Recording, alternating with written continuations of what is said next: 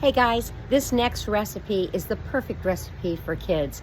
It's called monkey bread, and it was a favorite of my kids.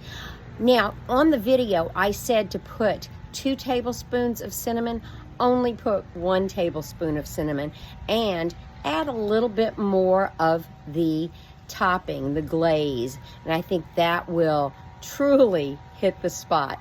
I hope you like it. This is for Ella and Saran and Olivia and all my young friends. So have a good time with it. Good morning. We're up early making some monkey bread. Now, a good friend of mine taught me this a long time ago, and you can change it up if you want. But I wanted to do this for my friends, Ella and Saran and Olivia, and all the kids that follow me on my food blog. So anyway, I was with Ella last week and we had so much fun. So I promised her I'd do a few videos for her, and I need to, excuse me, I need to do an ice cream video, but that'll be later. But today we're gonna do the monkey bread. This is easy, it's safe, you can do it quickly. I'm using the buttermilk Pillsbury Grands, and it's not anything complicated. You start off with the Grands and you cut them in quarters. So we've got 1 whole, and we're gonna divide it into 4 equal pieces. So moms and dads, you may wanna use the knife and do this, but this is what it looks like. So after you cut it, you've got 4 equal pieces. And then here's the fun part. You take the dough and you roll each piece and make a small ball like that. Now, meanwhile, in here, I've got 3/4 of a cup of brown sugar, and I'm going to add 2 tablespoons of cinnamon. So I use cinnamon in bulk, and I know everybody's going, oh my gosh, she's using it out of one of those big containers. I use a lot of it, so we go through it quickly. So I'm gonna take this and I'm gonna stir this around.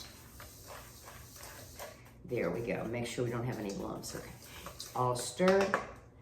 Then I've already greased a loaf pan, and I've used coconut oil, so that's right here. I have 1 stick of butter melted. So we're gonna go ahead and finish this up rather, and then what we do is we roll each one of these little balls right here in the cinnamon mixture. You can see this, you roll it around, and that's what it looks like. And then you place them in here. It doesn't have to be perfect. It can be random. So you can do multiples at a time, just like this. And I'm gonna go ahead and stop the video while I get these done. I'll be right back. There we go, we're doing our last one right now. And I'm gonna go ahead and put this last one right in here. Now, I still have some of this left over. I can make a streusel with it later by adding flour and a little bit of butter, but we're not gonna do that right now. I'm gonna save this though, because I do not wanna throw it away.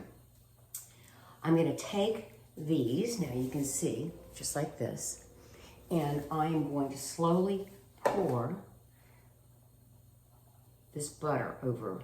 I'm only gonna use, I said 1 stick, but I really am only gonna use half of that stick.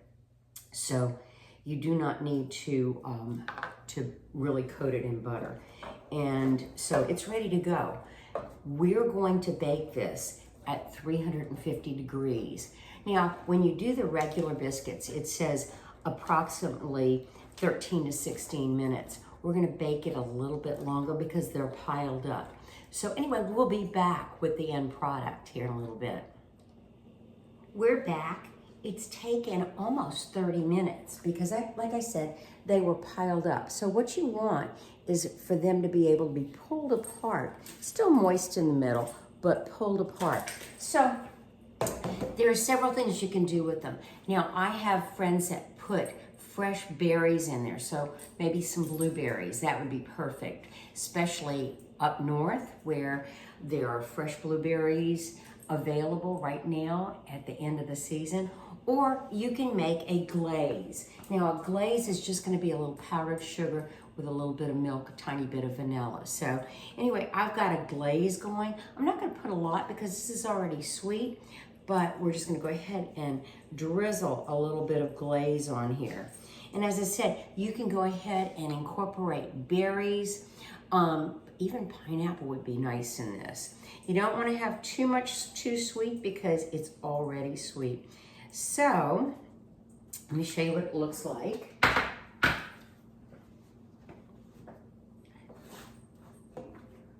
This is what it looks like. Let's go ahead and pull some apart and see how we go.